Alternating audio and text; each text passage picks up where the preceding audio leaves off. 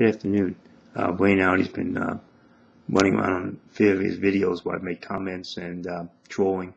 And one of the comments she attacked me was on the Gesenius when we were back in Psalm 12, 6 and 7, and dealing particularly with the issue of that translation, the energetic noon. Even though she has in her own Bible works, she still can't get over the fact that she's wrong and the King James Bible is right. But that's the mindset of a mystic, and they can't admit they're wrong because they see the truth, and reality has to bend to their own thinking.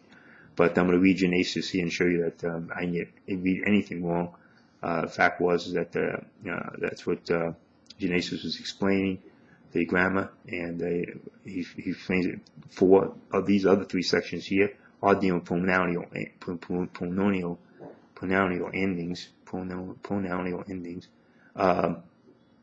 This is here your third masculine. That's what it should be. That's what 12:7 should have looked like, and that's missing. And so we're going to see what happens here when the noon pops up.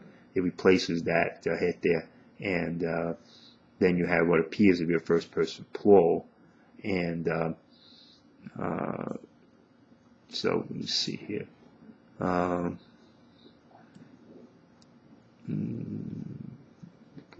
Okay, here's your plural. That's what the confusion's about, right there. The confusion's about this, and that was the confusion my Calvinist got, and he saw this and think it was a first person plural, when in fact it was a third person masculine, and he couldn't see the contraction and the noon. Moving on, this is what the go to section 4 is where he explains all this. And here's a section 4, so what he's explaining here is what the energetic noon pops up. He explains what that is, and there are certain persons it doesn't appear in. That's what Wayne out was trying to say, that there was some video made showing I couldn't, I got Gesenius wrong, even though it shows up in Bible works as an energetic noon. So clearly I was right that that's what exactly was going on here. But here's a third person singular, and that's the form shows up. It's a contraction. This gets assimilated, and that gets contracted. He says here that the forms of noon and energeticum intend to give a greater emphasis to the verbal form that's seen in special frequency in pause, and that's exactly what happens here in 12:7.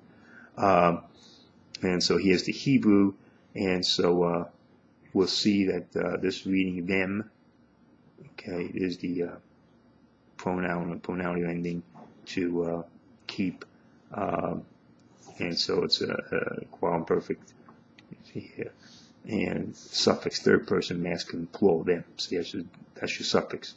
Now the problem comes in here. The third person masculine, it appears to be a first person plural, and that's what the modern Calvinist was trying to look at, and he's looking at the ESV, which has an us. And so that's he said, well, the King James Bible got it wrong. Well, other translations has them as well. They have the ASV has them, New King James has them, and of course the Tanakh also has preserve each one. And that's they have an idiom that's why we got them. We couldn't explain, well, why is it not a third person singular? And some did translate it as third person singular.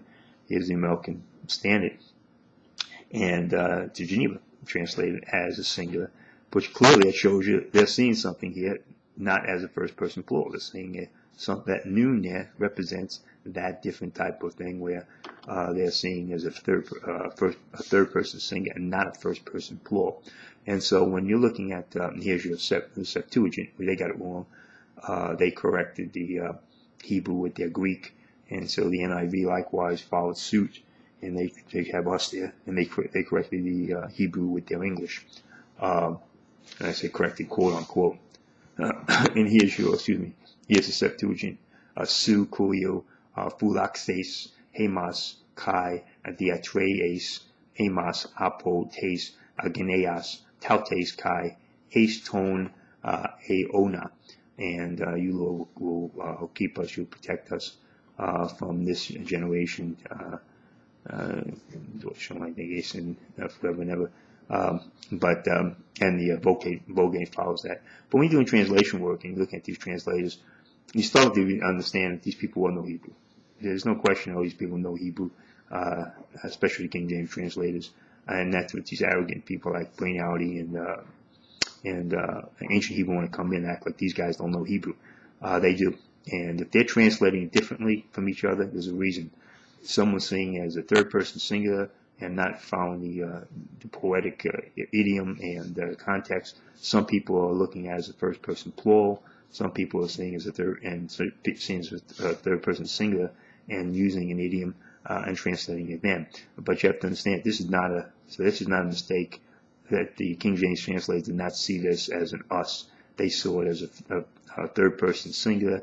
So you King James Bible believers, if someone shows you a Hebrew table and paradigm and wants to show you the paradigm and show you that this is a first-person plural, and therefore the King James translators got it incorrect, don't be deceived by that.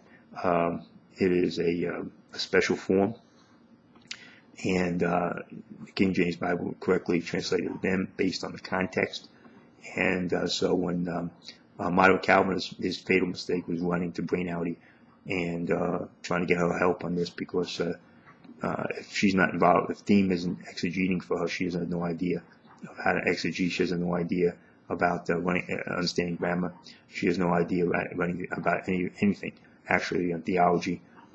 She's just parroting what Theme tells her, and that's why she'll get up there and just jump around. Oh, if you knew this and this and that, if you knew Greek, you don't understand that, when she has no idea what she's talking about. And likewise, ancient Hebrew, and he can pronounce the Hebrew, but he doesn't understand the idea of context and understand context. And we have had some discussions with him on that, and the idea he's a mechanical engineer. He thinks he can just plug things in automatically. You can't.